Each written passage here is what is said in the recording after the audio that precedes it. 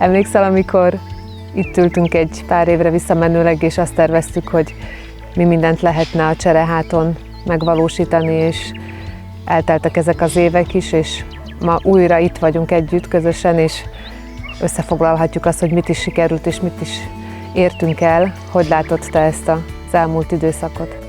Igen, én emlékszem arra is, hogy amikor idejöttünk először Gagy vendégibe, a mértani közepe a Cserehátnak, akkor minden romos volt, dudvás, és láttam a meglepődést is az arcodon, hogy na hát egy pap mit akar itt a területfejlesztés térén megvalósítani, és amikor Kassán összejöttünk, nagyon sok vállalkozót, érdeklődőt összehívtatok, akkor egyértelművé vált számomra, hogy ami szlogen van, használtok, hogy a partnerságot építünk, ez nagyon komoly dolog, és nagyon sok tapasztalatra tettünk szert.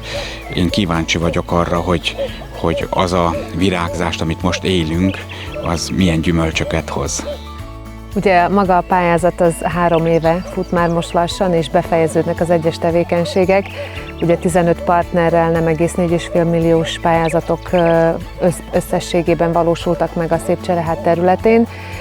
Szerintem nagyon érdekes lesz látni azt, hogy fog ez majd a jövőben kialakulni, és hogy fogják majd fenntartani maguk a partnerek ezeket a projekteket. Tehát akkor nézzük meg közösen, hogy is alakultak ezek a pályázatok.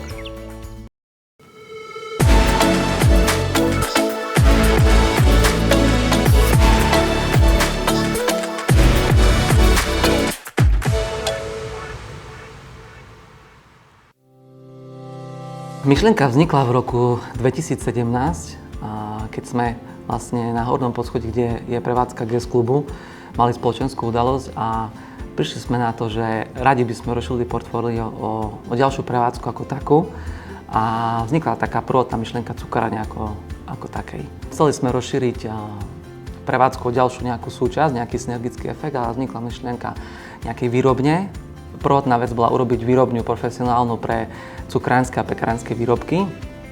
No a následne sme rozmýšľali, že v prednej časti tohto priestoru robíme v blízkej budúcnosti aj nejakú predajňu alebo nejakú prezentačnú časť.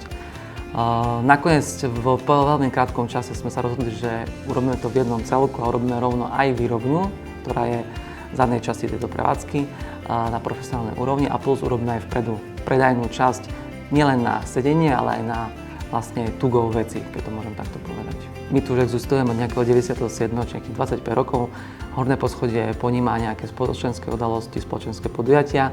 Na Prízemí sme v 2015 otvorili také moderné bistro, ktoré Košičania už veľmi poznajú.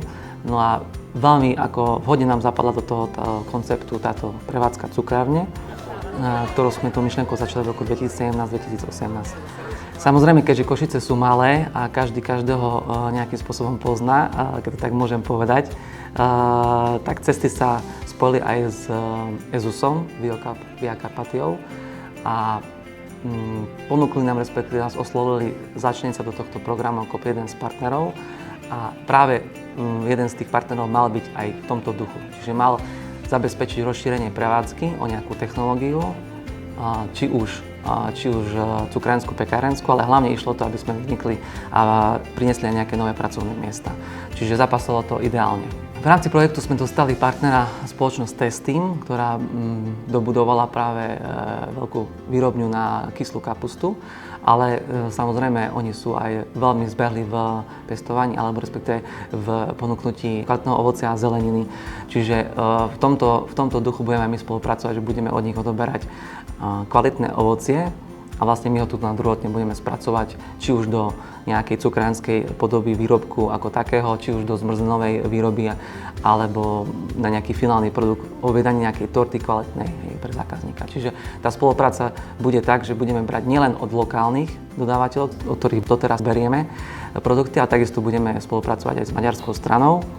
V rámci tých partnerstiev samozrejme otvárali aj trhoviská, čiže my sa veľmi tešíme, že dostaneme aj nejaké nové kanály smerom aj ku iným maďarským producentom, keďže sami dobre vieme aj my Košičania, že Maďari mali vždy dobrú dobré ovocie a dobrú zeleninu, čiže ja sa teším na to, že budeme môcť okrem testingu spolupracovať s ďalšími partnermi, ktorí otvorili tie trhoviská, ako som spomenul, a budú nám dávať ich lokálne produkty, ktoré samozrejme budeme aj sezónne striedať, budeme ich kombinovať aj s našimi dodávateľmi tu v Košiciach, aj s našimi trhoviskami, čiže tá spolupráca si myslím nebude jednorázová samozrejme, alebo na dlhodobej báze. V roku 2017 vznikla myšlienka, začali sme na nej pracovať, samozrejme to trvá tiež nejaký čas, kým sa to celé nejako vykryštalizuje do nejakej finálnej podoby, ako je to dnes. V 2018, ako som spomenul, sme sa spojili s Via Carpathiou a s týmto celým projektom Interregu a odovzdali sme nejakú myšlienku v papierovej forme, no a následne začala potom realizácia či už v rámci rekonštruktnej časti alebo zabezpečenie tých technológií.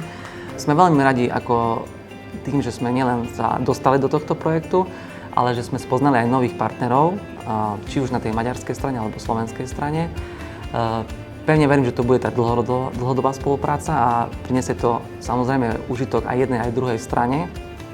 Máme v myšlienke tu prezentovať výrobky, ktoré sú aj od tých ostatných partnerov, nielen od test týmu, čiže budeme tu mať možnosť našim zákazníkom, klientom, Košičanom ukázať produkty aj tých ostatných partnerov a samozrejme odporúčam všetkým, ktorí dostanú takúto príležitosť zapojiť sa do tohto projektu, lebo naozaj sa vie človek alebo ten partner posunúť dopredu, či už v tých technológiách, či už tým, že ponúkne nové pracovné miesta, či už spojí nejaké doteraz možno, myšlienky, ktoré si nevedel predstaviť a pretaviť do reality. Čiže určite to je prínos nielen ako lokálne pre nás, pre našu prevádzku, ale samozrejme aj to spojenie tej maďarsko-slovenskej strany. Takže ja veľmi odporúčam, ak je príležitosť, že naozaj hľadať možnosti, ako sa to dá, nie ako sa to nedá. Tešíme sa, že sa to podarilo. Pozývame všetkých fajnšmekrov sladkého aj slaného do našej novotvorenej prevádzke vďaka aj tejto spolupráci s Interregom.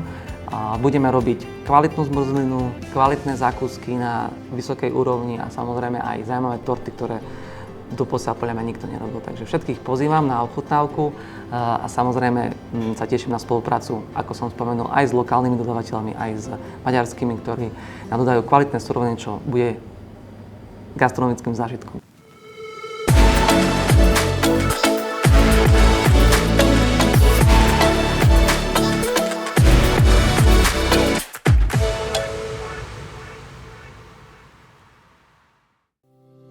Hidasnémeti területén tartózkodunk, én vagyok a Testim Kft. Tulajdonosa, meg a képviselője. Mögöttem itt áll egy új savanyító üzem, ami most a pályázatnak köszönhetően épült.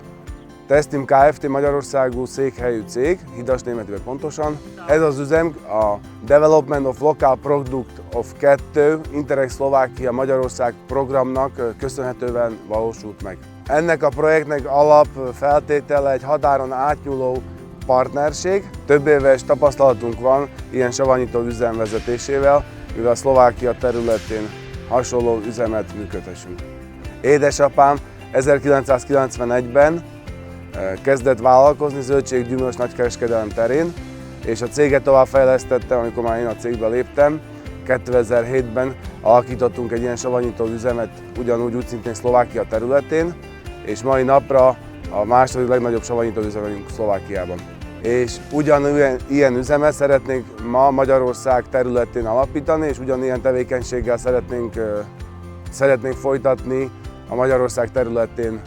2018-ban megtudtuk, hogy ilyen pályázat jön létre Szlovákia és Magyarország területén, ilyen határon átnyúló projektnek köszönhetően, és rögtön ezáltal több találkozó után beadtuk és benyújtottuk a pályázati lehetőséget.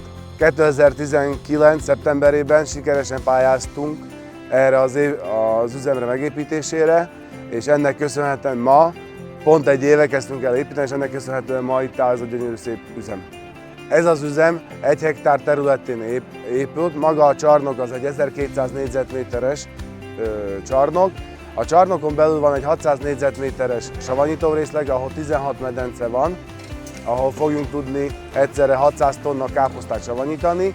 Azon belül van még egy 500 négyzetméteres gyártási részleg, és egy 120 négyzetméteres kétszintű irodarészleg. Ennek az üzemnek köszönhetően Magyarország területén is fogjunk tudni árut értékesíteni, többféle csomagolásban is lesz kapható a helyi piacon, és remélhetően nem csak Szlovákia és Magyarország területén lesz a mi árunk, de tervezünk úgy, hogy nemzetközileg exportáló cég legyünk. A gyártásnak köszönhetően 6 új munkahely fog létrejönni a kezdetekkor, de későbbiekben tervezünk, hogy a gyártásnak köszönhetően, hogy fog növekedni, 20 munkahely fog létrejönni. A családi vállalatunk jelenleg 20 hektár mezőgazdasági földet művel, és saját alapanyagot termelünk a saját savanyító üzemeknek. Ami a cégünkre jellemző, az, hogy helyi alapanyagokat használjunk fel, és köszönjük szépen, és reméljük, hogy hamarosan a mi termékeinket megtalálják az önök üzleteiben is.